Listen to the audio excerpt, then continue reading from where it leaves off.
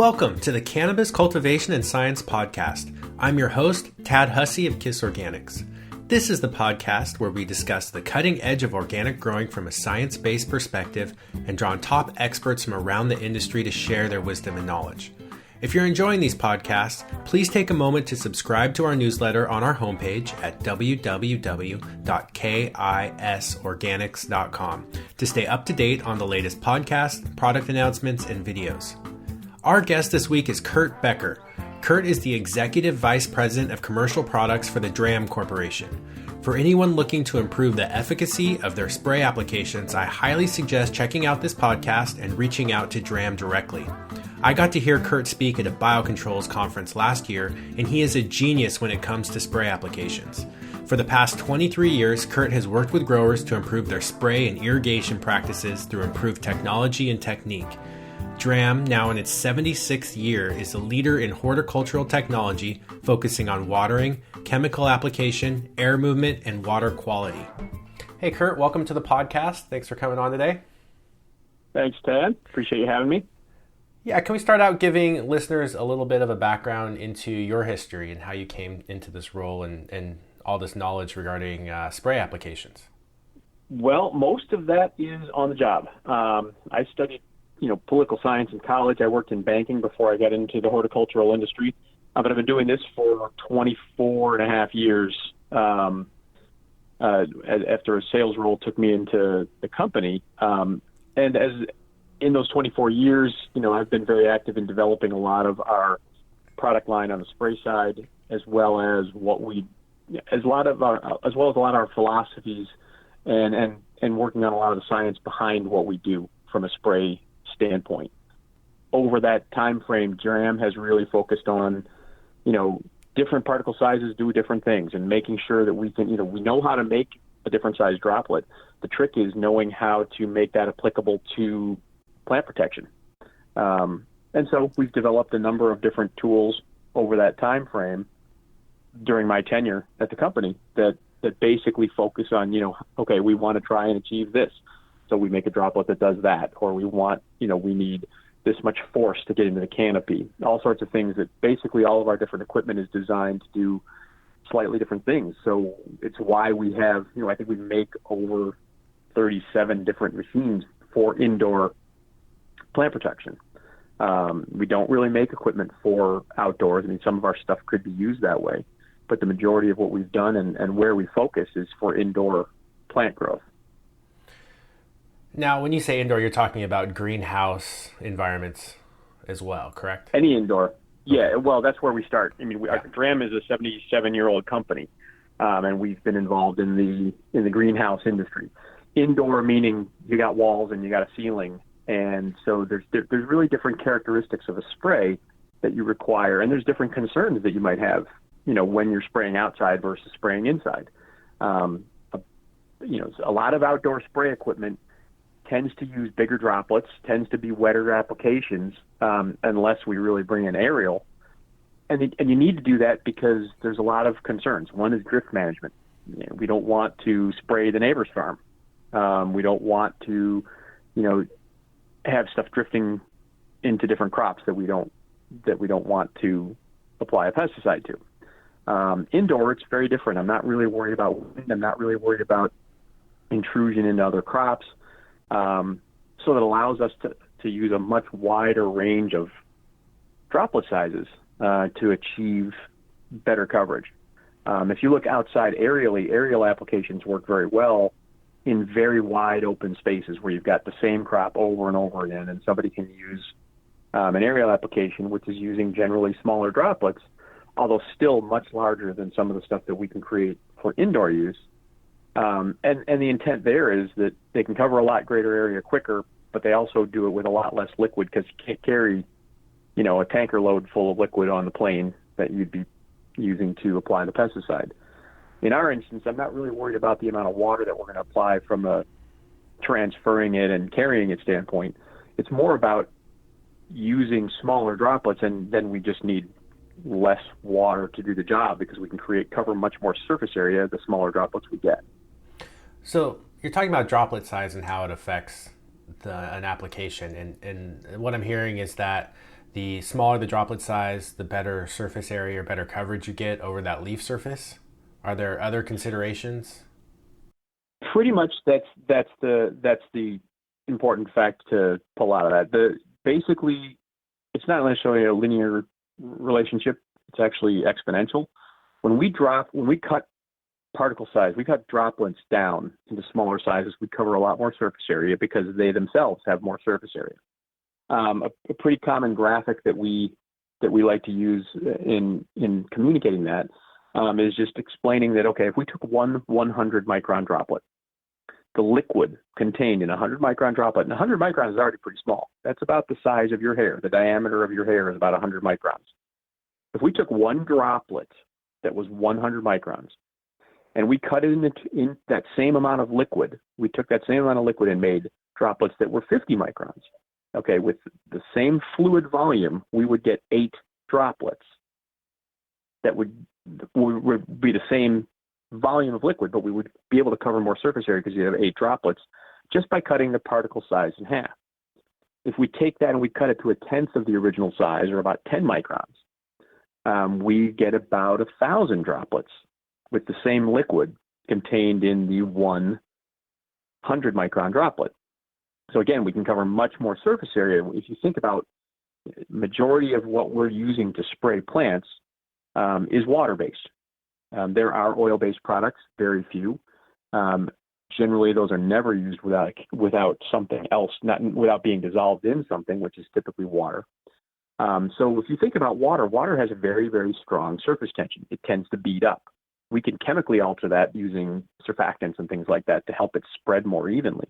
But oil, it has a very low surface tension, so it spreads very evenly. That's why it's a good lubricant. It spreads out over surfaces. If you think about what we're doing, we're basically doing the same thing mechanically that a surfactant might do. We're taking that large droplet and we're making it into a sheet. We're spreading it out. We happen to be doing it by chopping it up into tiny little droplets and spreading it more evenly instead of a liquid that spreads on its own. But the effect is the same. We're covering much more surface area. If we take that same example, the 100 micron droplet, we cut it to 1/20th of the size, or about 5 micron droplets, which is something we can do. We get about 19,000 droplets with the same liquid contained in the 100 micron droplet. So if you think at the 100 microns is at the very low end of hydraulic spraying. There's not a lot of hydraulic sprayers that put out a droplet with an average particle size that small. When we're talking about some of the fog type systems that we have, we've got directed fog that is a 50 micron droplet. We've got ultra low volume fogs that are in the 5 to 10 micron droplets. So we can cover a lot more surface area, which is really where that term actually gets its name. Low volume and ultra low volume is really referring to the amount of liquid that's used to make the application. And those aren't our terms; those are industry terms. The nice thing about that, even when we talk about hydraulic sprays, because there's a lot of times when hydraulic sprays are very applicable, and fog is not always the best choice. But understanding that relationship of, if I take a droplet and I cut the average particle size in half, I'm going to get about 8 times more droplets with the same liquid in the tank. It basically illustrates the idea that when we can create smaller droplets, even if we don't, go all the way down the spectrum, we just cut them in half. We can cover more surface area much more effectively than we can with bigger droplets. And so, in a greenhouse or an indoor space where we're not really worried about wind, drift, contaminating other crops, we might be spraying the whole room. Using the smallest droplet applicable for that is generally going to be a good thing. So just so I understand, when you're not taking that 100 micron droplet and cutting it in half in your example, you're saying that if you sprayed a gallon of 100 micron droplets versus a gallon of, say, 100 or a gallon of 50 micron droplets, you're going to get 8 times the coverage with that 50. Exactly. Okay. I just wanted to make sure I understood the math on there. That makes a lot of sense, actually.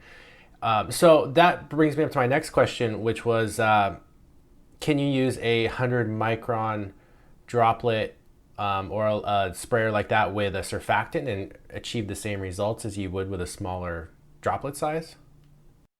Not necessarily the same results, but surfactants are always a good idea. As long as they're safe on the plant you're going to be applying them to, and they're labeled for that plant or the use.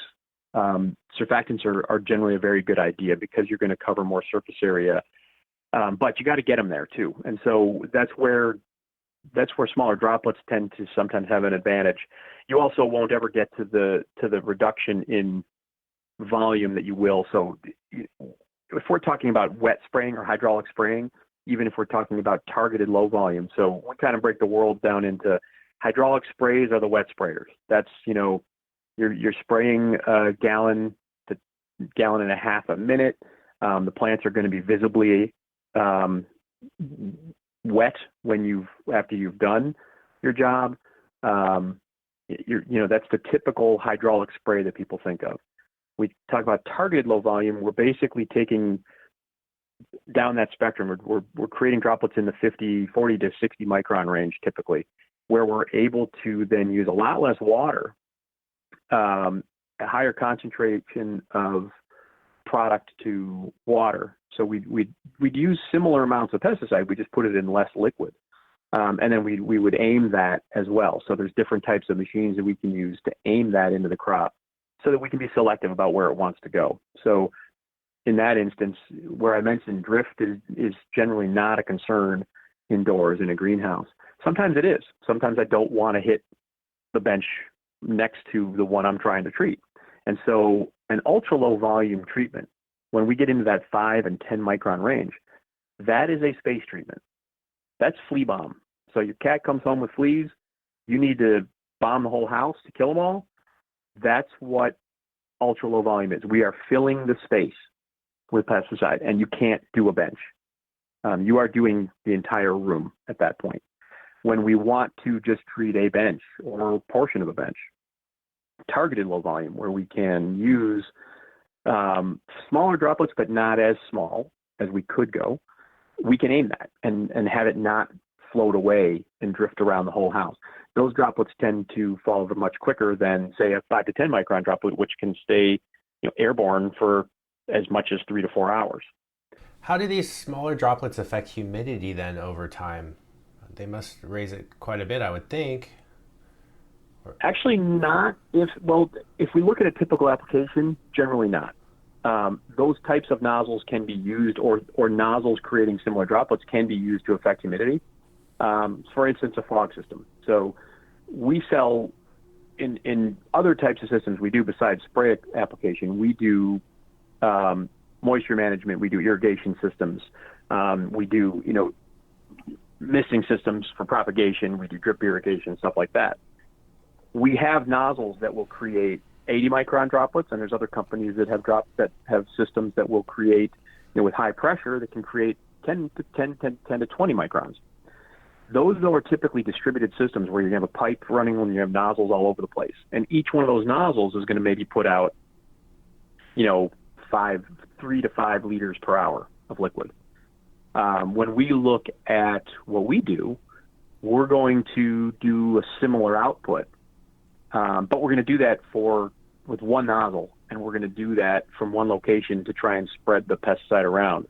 So if we used more volume or if we continued that operation through a long period, we could increase the humidity. But generally, if I say I take a 10,000 square foot space, we're generally not adding more than 2 liters of liquid to that, or half a gallon, when we're doing a pesticide application. So it's generally not affecting humidity dramatically. And then when you think about it, if you compare that to something like a wet spray, if I'm going to put 2 liters into that space, but with a wet spray, you might, put 50 gallons into that, or 30 gallons into that same space, that amount of moisture is actually generally more detrimental, can cause more humidity issues than say the low volume application. That makes sense. So you're actually having less of an effect on humidity than a sprayer where you're having to put out more liquid. That I get what you're saying there. So yeah, overall, generally that's the case. Yeah. Before I forget, you mentioned surfactants. For organic growers or gardeners, do you have any recommendations for favorites that you've seen just over the years that people are using? I don't typically. There's a lot fewer of them. Most of the ones that are organically approved are going to be yucca-based extracts. Almost all of them are saponin-based versions. So saponin is a chemical in certain plants that basically it's a glycerin-based surfactant. Saponin is an active ingredient in a number of different organically registered products, so that you could use, that are applicable for organic production. As far as specific brands, there's not any of them that I would necessarily recommend over another, because they're all fairly similar in the way that they work. They're normally yucca based, but there are some other bases of saponin that you can get. Generally, those tend to work pretty well. There's a couple that we've done some tests with regard specifically to one piece of equipment we make. I mentioned the ultra low volume range. We really create droplets in very different ways. So we have different methods to make smaller droplets. We can use high pressure hydrostatic pumps. We can use aerosol generation systems. So basically we're using air in a very precise manner to chop the droplets up, shear the droplets, and spread and apply them. We also have volume-based air systems where we use high velocity and volumes of air to shatter the droplets. Those latter systems tend to be a little bit more sloppy in the way that they create a droplet. They're not as accurate as far as how evenly they'll break up the droplets.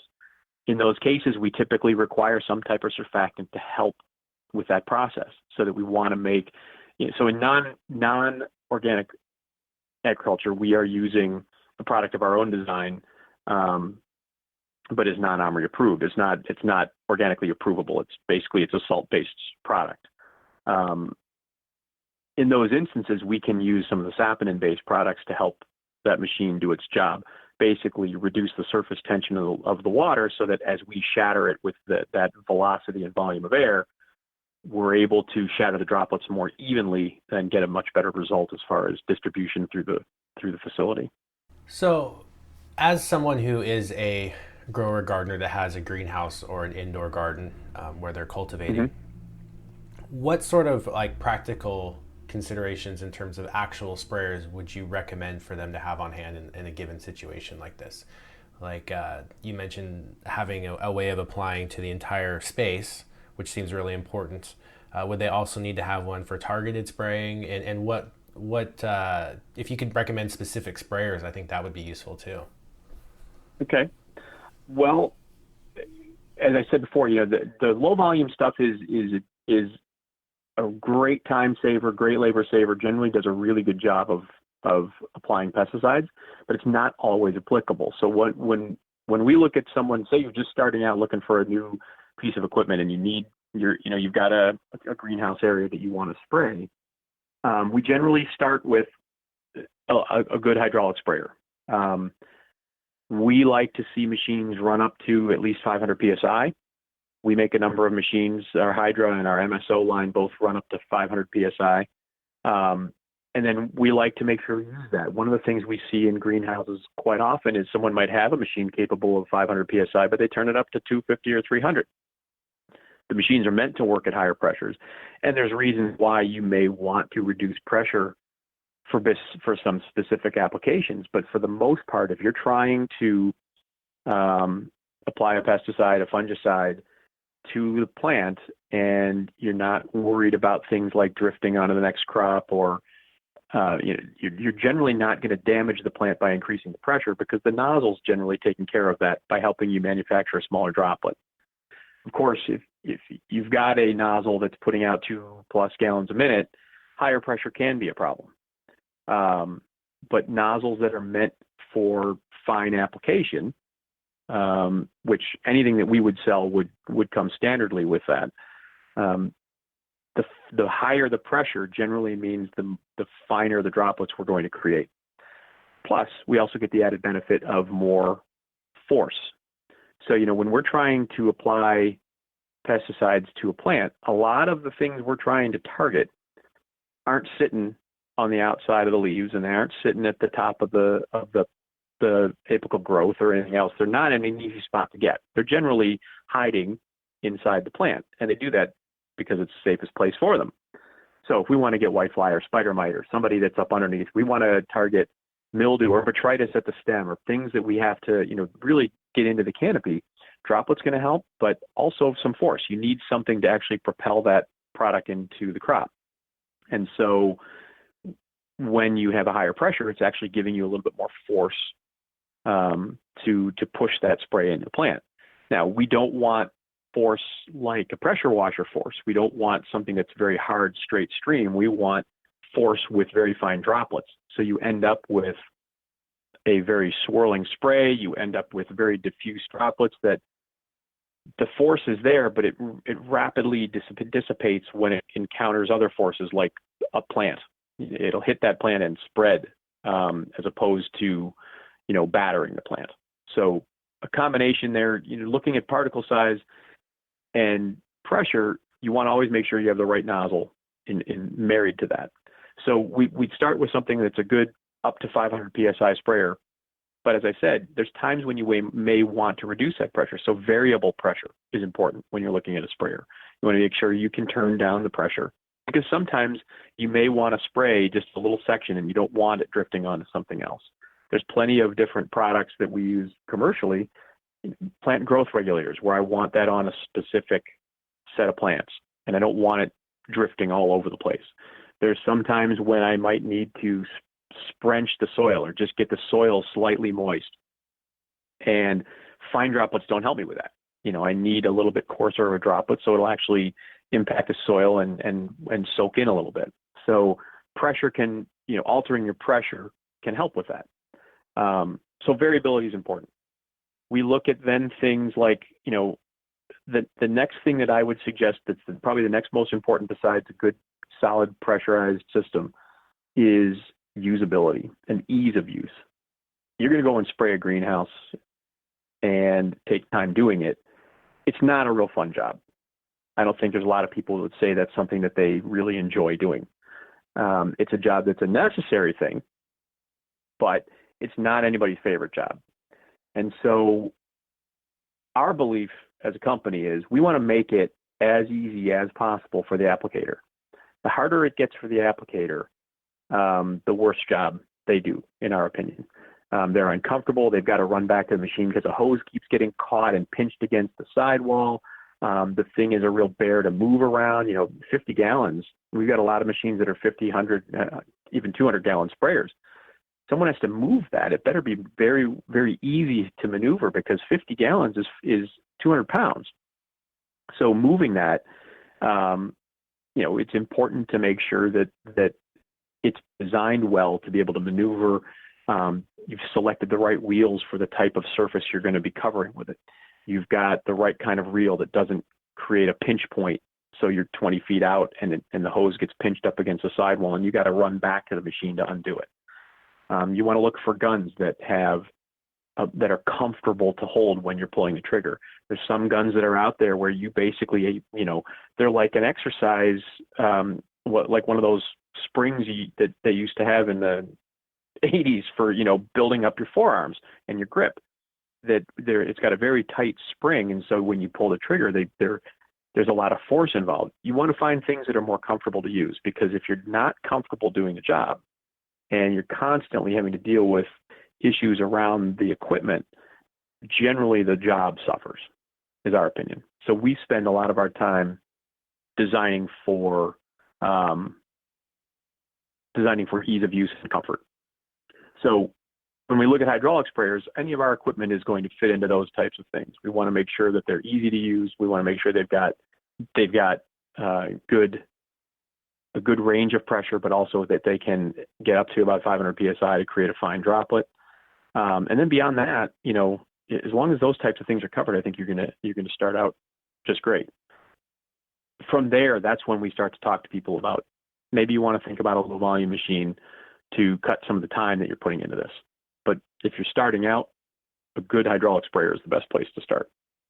Okay, and that kind of brought me to my next question, because the moment you said smaller droplets, I immediately thought of compost tea applications or microbial-based applications, where, in my experience, a smaller droplet can sometimes, and higher force can lead to actually being quite damaging to microbial life. Can you touch a little bit on options in that regard and your experiences and what you're finding? To an extent, that can be the case, and it depends on the manufacturer's recommendations. There are certainly some products, whether they're compost teas or microbial products, where you are applying, say, an entomopathic fungi that's going to parasitize a whitefly, or that you want to be aware of the limitations of those microbes. I know that certain pressures can cause damage, and so you have to be very well aware of that. Other things that are going to impact those applications is filtration. Every one of the sprayers we make has filters in them. And that's done to protect the system, protect the nozzle, protect the investment the person, has put into that machine. But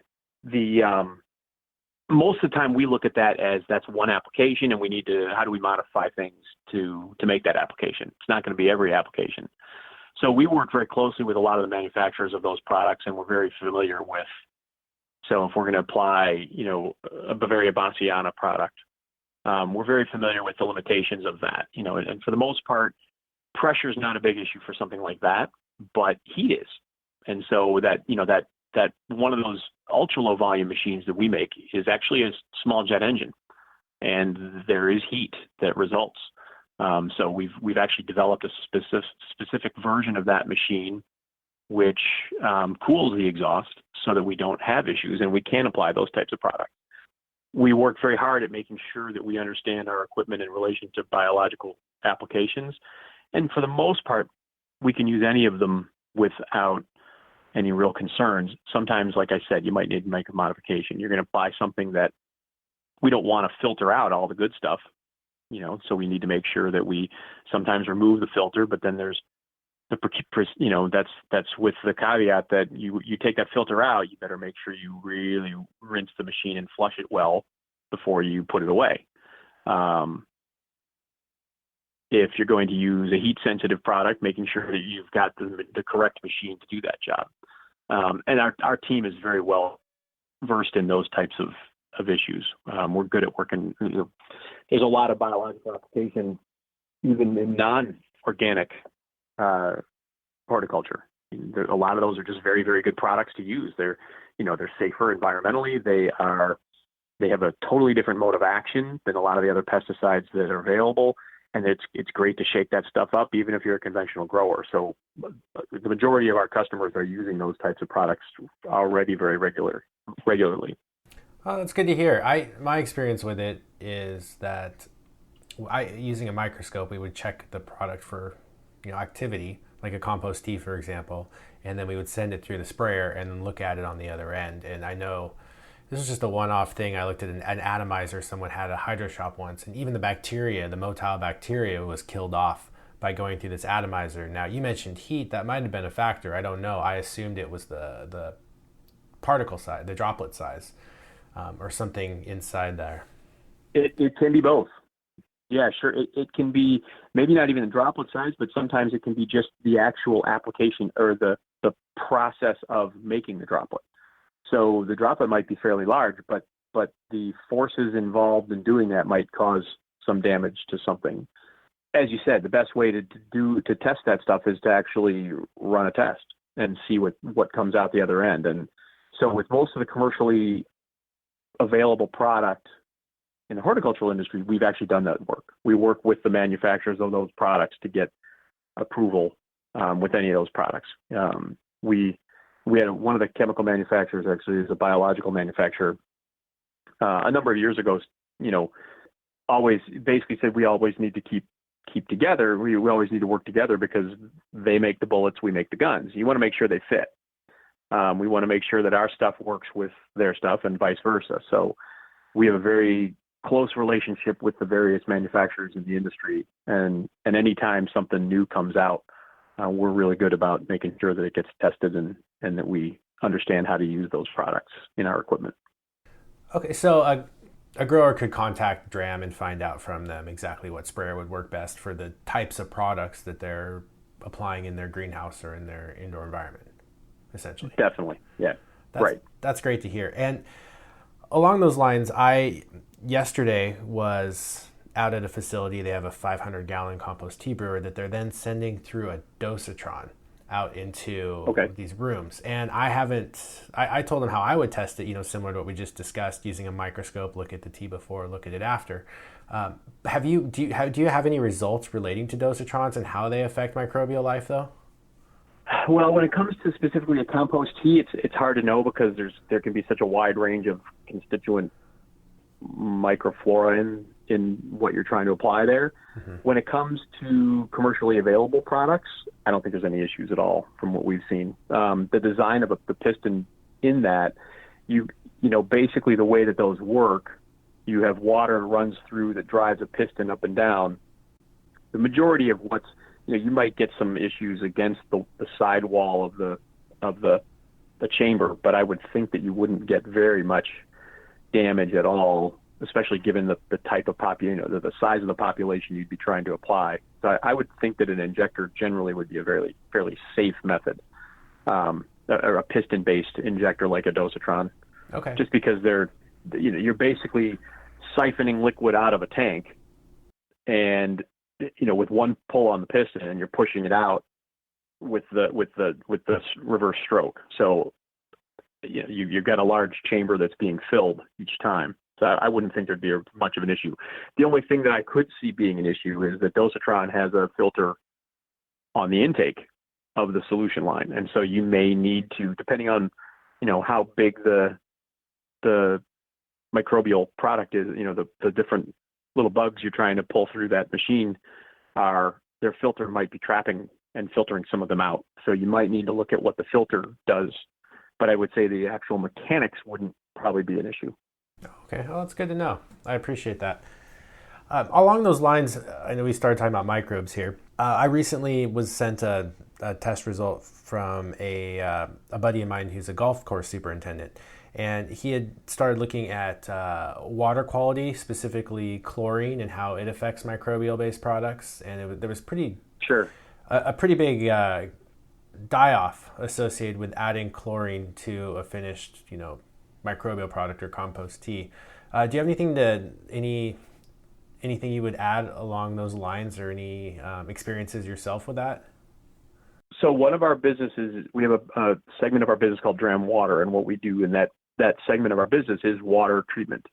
We manage, basically we do water management. We move water, we pump water, we store water, we use it for irrigation. We develop the irrigation system, but we also do disinfection of water. We do filtration of water.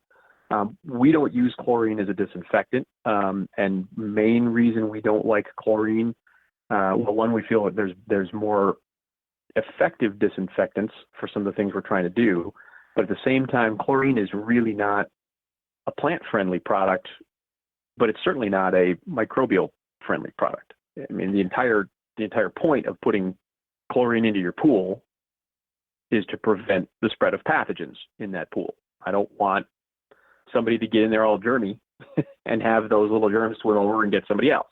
The whole point of that is to kill those.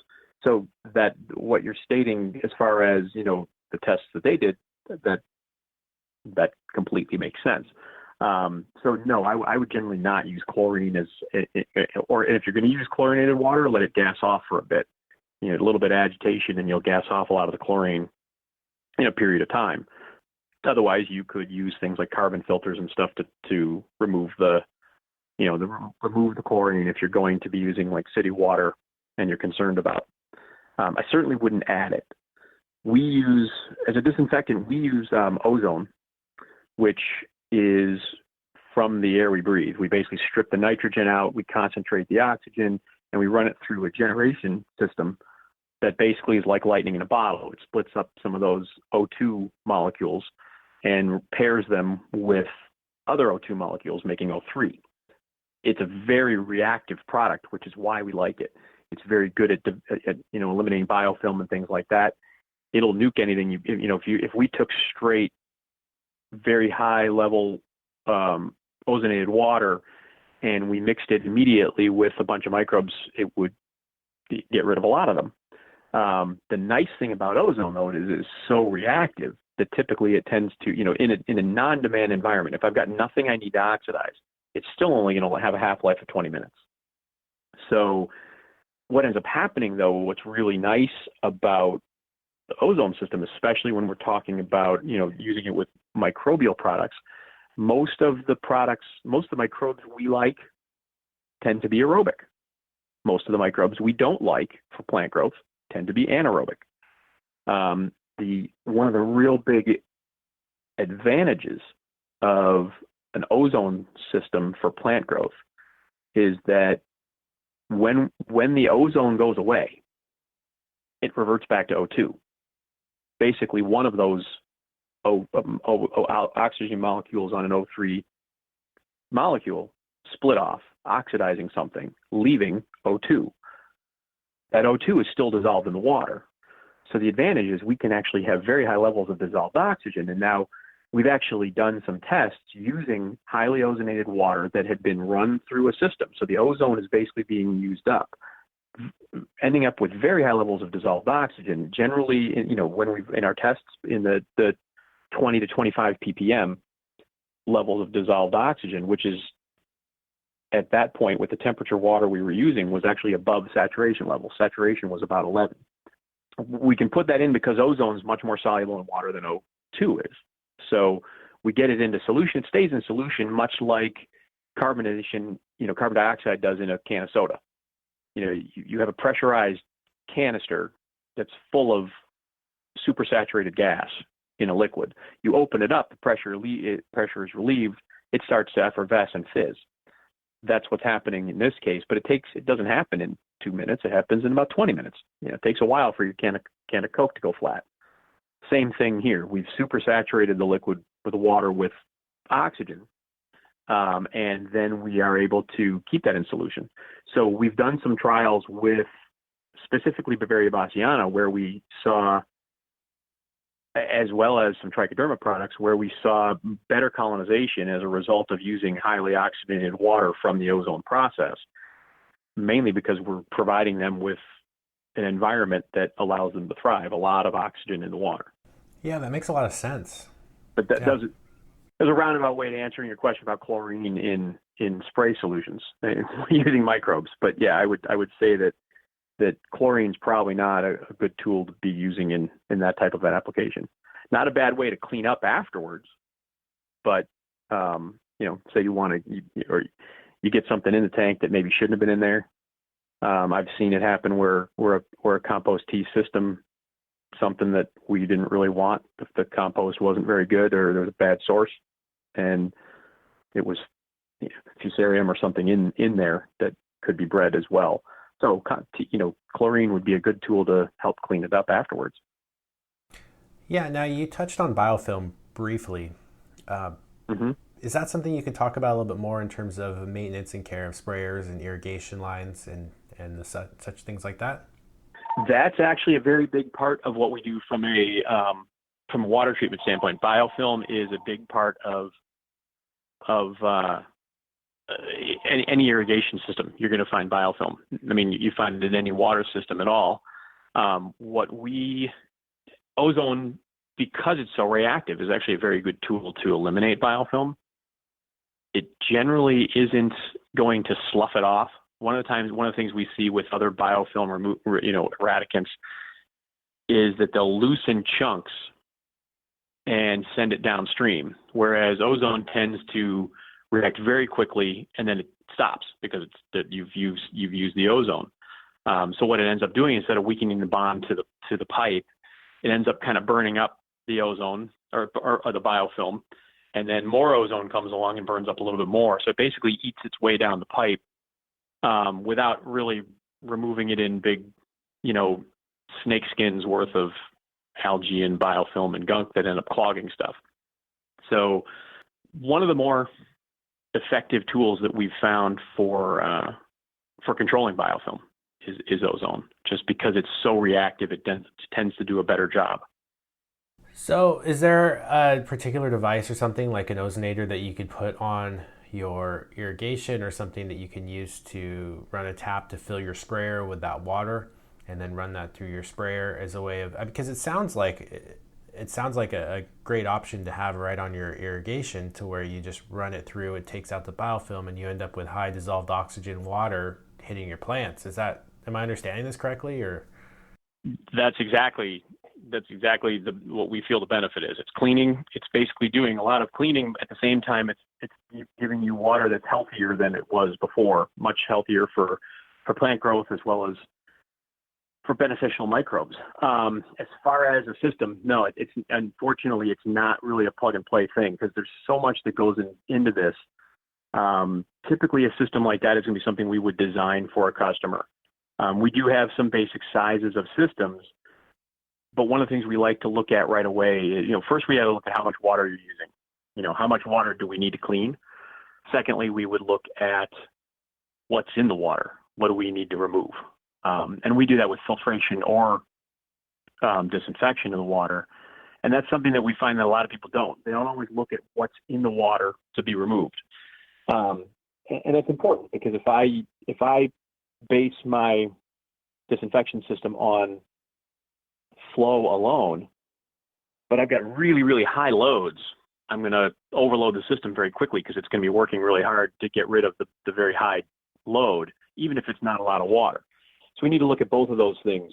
Anytime that we do a system like that, we can come in with some basic recommendations just by looking at the water, but most of the time we want to do a water sample and test the water to see what's actually there that needs to be removed. Sometimes it's not, sometimes there's things that need other tools to help remove, so if we're high in salts or bicarbonates or something like that, ozone's not effective on those types of things.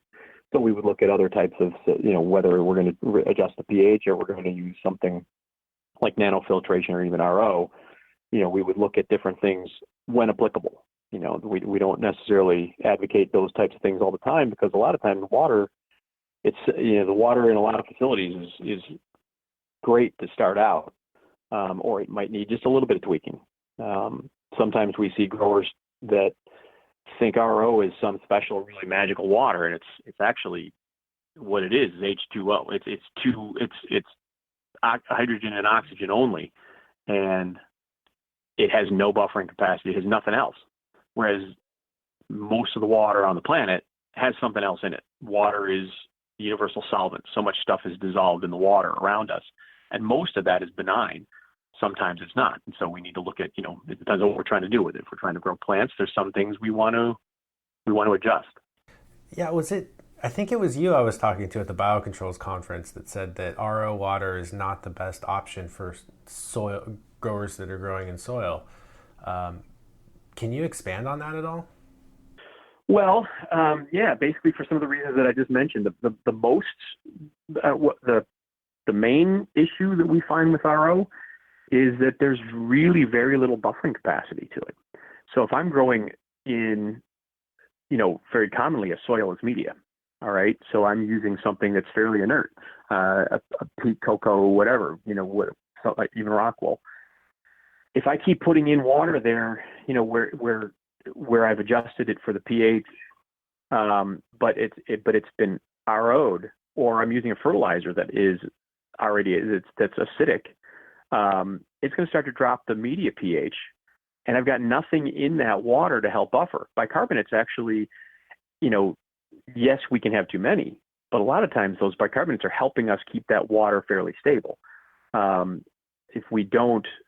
If we're applying things like an acidic fertilizer without those bicarbonates to help buffer that water, we're going to start crashing the media pH, and we find that we've seen that in grow facilities where people have used RO water just indiscriminately and said, "Oh, yes, I think I need this," but they don't have anything buffering it back. When we look at RO systems, even when we sell an RO system, we rarely tell the grower to use the RO water by itself.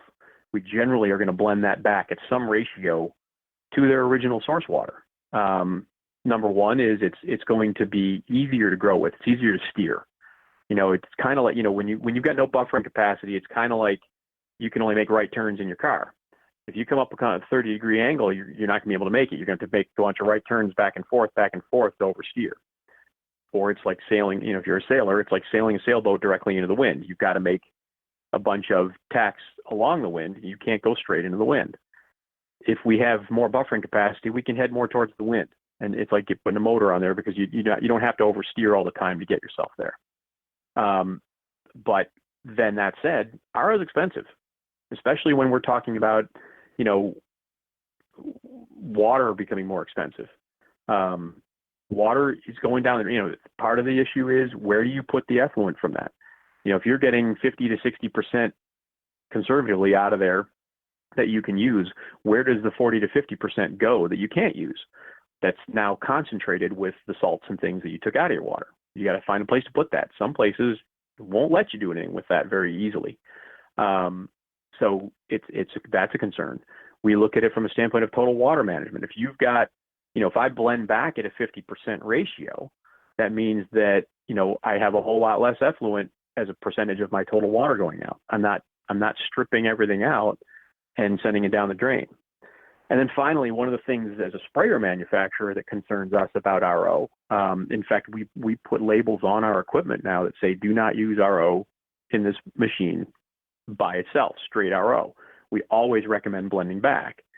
And the reason for that is RO, as I mentioned before, is a universal solvent. It is hydrogen and oxygen. If you go to your tap right now, you will not have only hydrogen and oxygen. You will have 30, 40, 50 other things in that water. And that's because water is, when it's just hydrogen and oxygen, is very hungry. It wants to bond with other things, with other materials, with other minerals, metals, whatever. If I put that water into systems with certain metals, and actually in some instances, all metals, even stainless, we can cause damage to those components, and we can also strip some of the components of those metals out. So RO going through brass fittings will start to affect those brass fittings. RO going through brass fittings, if we use certain disinfectants with that, like or peroxygen-based, peroxyacetic acid-based products, we'll accelerate that dramatically, stripping bits of the metal out, causing oxidation of those components, causing some of those components to end up in the water, causing damage to the machine or wear, potentially stripping some of those components out and putting them onto your crop. So depending on what your crop is, and the constituent metals in your spray equipment, plumbing, you may be applying those to the plant. Now, in a lot of instances, that's not a big deal. In some instances, there's some crops where people are being tested for the metals that are on the crop. And so they have to be very careful of that from an RO standpoint. The RO is probably exacerbating the problem. That's fascinating. I had no idea. I hear about people that complain about their water and they just go straight to RO systems and just use RO water. But here in the Seattle area, we're really fortunate. We have really good water for the most part. So I haven't had to deal with that. Right. But that's a great explanation. RO is kind of the nuclear option. It's a way oversteer. You can go 20% of the way there and do a much better job. It's not, you don't need to remove everything. You talk with somebody that is adept at water treatment, and we can help you very easily say, no, let's target this and get it to a normal level, not strip the whole thing out and start from scratch. That's great. Yeah, that's really great. I did have a couple other quick questions for you here. One of them was to talk a little bit about this nematode bucket that Suzanne Wainwright Evans raves about. Okay. Can you discuss a little bit about why this came about and the importance of it when applying nematodes? Sure. So one of the companies manufacturing nematodes a number of years ago, as I mentioned, we work fairly closely with the manufacturers of the different plant protectant products that are in the market. They kind of came to us and said, hey, we have a real issue with nematodes in our industry. The biggest issue is that they're aerobic. They breathe air. We put them in water, but they still breathe air. And so what they'll do is they'll suck up the oxygen in the tank and start to go anoxic. And so they'll basically start to suffocate if they're not, so what we really need, they said to us, is we need something that'll help agitate, but it would be great if we could add oxygen at the same time so that it would basically, it would mix them up in the tank, which is good. It's better for distribution of the product but it also helps keep the oxygen mixed through the tank. And if we could add some air, oxygen, that would be great. We started looking into different ways to do it based on, some recommendations. They said, hey, we've done it with, bubblers and things like that, where we just pump air into the tank. And we started going down that road, and the first attempts we made, we weren't ever real happy because, and then that company basically said, well, can you just, help us, get us the pump, and we'll tell customers, hey, buy this air pump from DRAM, and we'll put a little instructional video on our website showing them how they can make this. And the problem with that is when you compress air, it heats up. And so one of the secondary concerns that they had, that they told us about when we first discussed this, was we don't want the water to get hot. When I compress air and pump it into a bucket, it tends to get hot. Now, it depends on how much compression I do. For a while, the product kind of languished for a little bit and languished, and we didn't get it finished until a number of years ago when we realized that we could inject oxygen into a passing stream, which wouldn't compress the air, instead of pumping the air. And that's what we started doing. In fact, we've got a kit that we can now add to the agitation systems on some of our hydraulic sprayers. You just add an air kit to our hydraulic sprayer to oxygenate the tank. So we have a bucket. So we started out by making a bucket where it's really two buckets. One bucket houses all the components inside of it, and the other is just for the liquid. And what we do is we recirculate that. So it's got a switch where we can either turn on or off the air. So it allows us to use it as an agitation system, say for fertilizers and things as well, where we might not want the air because it might kind of cause bubbling and foaming. But then we can flip a switch, turn on the air injection, and that will add oxygen. And what we've been able to do is maintain saturation levels of oxygen in the tank as we mix it. Now, from a nematode standpoint, anybody using nematodes has probably been very well cautioned that you want to make sure that they're, for them to do the best job, you want them to be active and raring to go. And if you look at just even some of the instructional videos, or they'll show pictures showing what they should look like under a microscope. You want to see them wiggling. You don't want to see them all bent over and kind of stiff. They might still be alive, but they're not real active.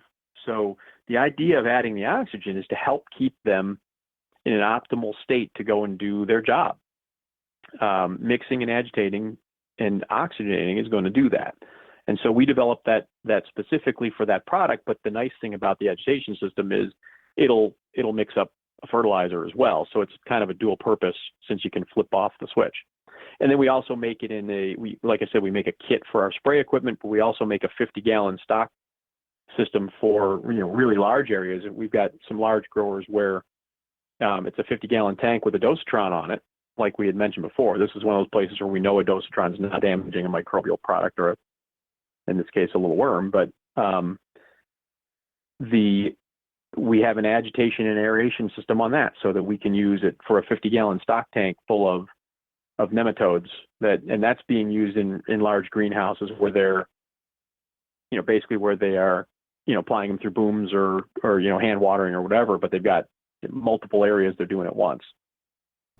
So it also allows you to get an even application, as in a certain number of nematodes per container or per bed or per space that you're essentially trying to cover over a given application. Is that right?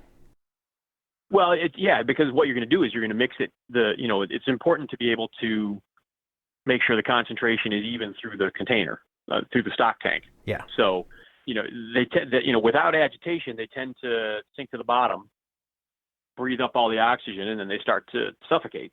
So agitation is helping, one, by mixing them through the liquid, and two, the aeration is helping by adding oxygen to that liquid to keep them happy. So, changing direction, the last question I have is, I know Suzanne harps on this. Like a lot of growers are using paint sprayers, which are not designed Okay. for, horticultural applications. I know I was guilty of this when I first started growing. Everyone has access to a paint sprayer. Can you talk a little bit about the disadvantages and what we're missing out when we're using something like that for a horticulture application? Well, I think the summary of that is exactly what you said. They're not really or designed for spray applications of agricultural products. They generally aren't always the most durable pieces of equipment. They're not made for some of the products that we're putting in, so they can cause damage to seals. Most commonly, that's what we see is seals and things fail and stuff like that. Pressures, things like that aren't always really well thought out. They're not designed for the type of duty that's being put onto them. When someone's going to go use a paint sprayer, most of the time they're buying something, they're going to go paint a wall, and it's going to take them 15 minutes and they're going to be done.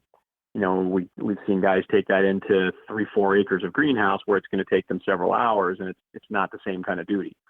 So from a standpoint of, the size of the motors to the seals and all that stuff, it's generally not meant for agricultural applications. Now, that said, some of the things that some of them try to achieve, we use an agricultural pump to produce a 3,000 PSI droplet to create a spray that's a targeted spray. A paint sprayer is trying to do something similar, although it's generally using a diaphragm pump, not a piston style pump, which, depending on the products that you're applying, may be better, may be worse. But the diaphragm itself, generally what we've seen with paint sprayers is those diaphragms themselves aren't meant to tolerate some of the products that go through our machines. And so certainly not powders. They're just generally not good for that. They're meant, for the most part, these things are meant to apply an oil-based product or even a latex-based product, but they're not like water. I mean, it's a different type of liquid, and they certainly aren't going to have powders. So most of the time, they don't tolerate powders very well. The nozzles aren't really meant for that type of application as well. They're generally, sometimes, I think the best you can get is a carbon steel tip, which can work in some cases, but with other products, it doesn't work real well. I guess the biggest thing I can say is, looking at how something's designed. I mentioned earlier when I was talking about hydraulic sprayers that our philosophy about spray equipment is, I want to have the right pressures, and I want to do the right thing. I want to create the right droplet. But beyond that, the second most important thing that we think is important in a piece of equipment is that it is designed to make that job easier. Meaning the hose reel, the wheels, the pump, everything's not going to fail in the middle of the job. It's going to make it so that you don't have to worry about flipping the switch, turning the pressure up, and going. And nothing's going to get in the way of that. And what we find with paint spray equipment is they haven't been designed for someone to take out into a greenhouse and pull around and spray. Everything from, I think you get maybe a 25-foot hose on some of those things, and you got to pull it down an aisle, or they're meant to use a bucket. They don't agitate. They don't. All those things all add up to making the job, in our opinion, more difficult. And then when you have a pump that's going to start failing on you because it wasn't meant to handle the products you're putting through it, it just makes that job more and more difficult for the grower. And it might be cheaper to go buy one of those, but we look at from the standpoint of, you're going out. We look at there's several different places of value in pesticide application. One is the labor that's involved. The people that are doing the job, you're paying them. Okay. There's the other value is their happiness in your workplace. Those types of things typically tend to suffer when you have products that you have equipment that doesn't hold up and do what they need to. Customer, the guy or the guy spraying get frustrated and it becomes a problem. But more importantly, so you have the consideration of the other value when you're doing this, and that's your crop. The plants that you are spraying. There's the potential in some of those diaphragm-based paint sprayers for that diaphragm to crack, especially with some of the products we're using that they're not meant to tolerate. And that diaphragm crack, and behind that diaphragm is a big chamber full of pressurized motor oil. Do you want that to be sprayed on your crop? Or I look at like a piston style pump, it's actually designed so that if there is a seal failure, the water flows into the oil, not the oil flowing into the water, because the pressurized side is where the water is, the liquid is. We're pressurizing the liquid side with a system like that. The oil only serves to lubricate the pistons. In a diaphragm-based pump, we're pressurizing a chamber, which makes the diaphragm fluctuate up and down, which then transfers that pressure to the liquid. If that diaphragm fails, that oil goes right out the sprayer. And with kind of droplets and things that we're applying, with that type of equipment, the potential for damage to the crop, I don't think anybody really wants to spray motor oil onto their plants. I don't think anybody would think that'd be a good idea. And so we look at crop value as one of the reasons why, I might have gone to Home Depot and been able to buy a cheap paint sprayer. But what's the potential liability in doing that? What's the potential cost to that? Depending on the value of your crop, it could be very high. So that's one of those things that it always makes me scratch my head when I see somebody buying something cheap like that, and then I walk into a room and they've got $1 million worth of plants in there, and you say, okay, is this really a good savings of money by you saved $1,000? Is that smart? So that's kind of my opinion on those types of equipment. I don't think that they are meant to do the job. They generally don't hold up to the job. They cause potential liability. And, then again, like I said, our philosophy is building for ease of use so that the guy doing the job is comfortable doing it.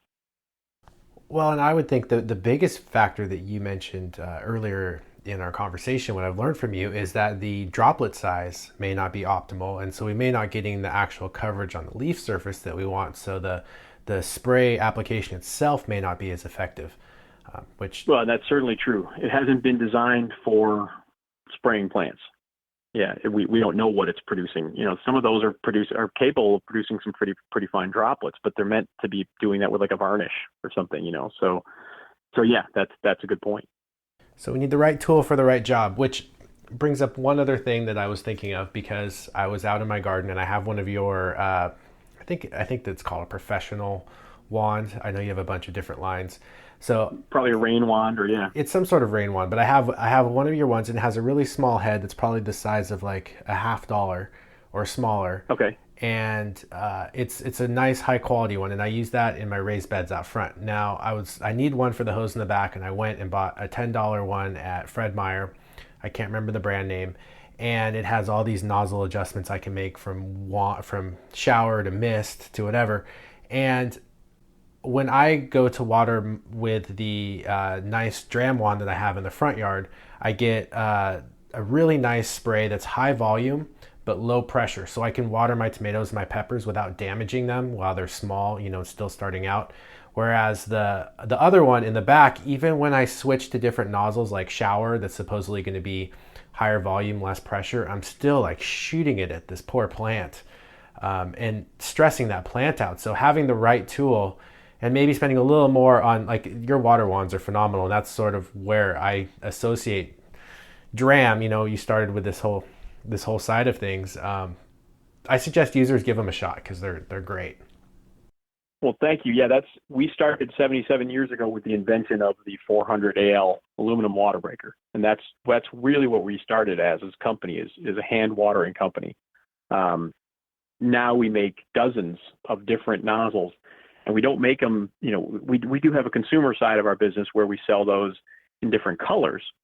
But on the professional end, we make them all with different patterns, different hole sizes, all meant to do different things, different width of pattern. We actually have, on the professional end, we have a series of videos that talk about, how to water and using the right tool for the job. There's sometimes when you need a lot of water, sometimes when you don't need a lot of water. Use the right tool when doing that, because as you said, one of my biggest pet peeves is those multi-pattern heads, because they're the old phrase, jack of all trades and master of none. They don't do anything well. might get 9 different things you can do with it, but none of them is as good as what it would be if you bought the 2 or 3 nozzles that you selected it for. And so I appreciate you saying that, because that's a very important part of our business. Hand watering is, and we've always known it's important, but especially when we talk to professional growers, it's people that water all day, and take it seriously. They are very protective, very religious about the watering tools they use. In fact, it's very nice to be in that position, to be trusted that well, because we don't have, we may have plenty of competition on the consumer end where we're selling to, every home gardener, anybody with a potted plant. But on the professional end, we don't have a lot of competition, because all the other stuff that's out there it's not meant for professional use. It's meant for homeowner use. And we've been trusted by the commercial horticultural industry for so long that, it's a position we don't take lightly. In fact, we just announced we're modifying one of our oldest tools and offering a protective ring on the outside of it because other customers have been asking for it. We come up with different nozzles and valves and things all the time, because we don't want to take for granted that market, which in our opinion is, the professional market's very picky. And we and so are we. So it's a good fit. So I appreciate you bringing that up. Yeah, when I'm watering my front garden with a nozzle, and it's not as good of one, it's annoying. But when I go to our nursery and I have to water for 2 hours, I can cut off, a half an hour to an hour of time just by using a better nozzle.